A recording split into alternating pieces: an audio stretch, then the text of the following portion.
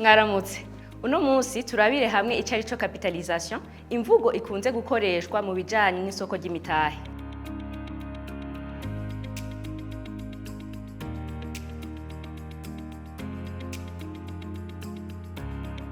Bavuga ko habaye capitalisation iyo bafashe inyungu yavuye mu mugambi kanaka bakayongerereza ku mutahe bari bashizemwo kuri uwo mugambi.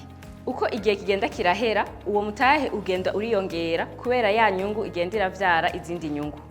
Nk'akarorero, ishirahamwe Dukore ryashize umutahe ungana n'umiliyoni umwe w'amafaranga y'amarundi mu mugambi waryo. Mu mpera z'umwaka wa mbere ryaronse inyungu y'ibihumbi 100.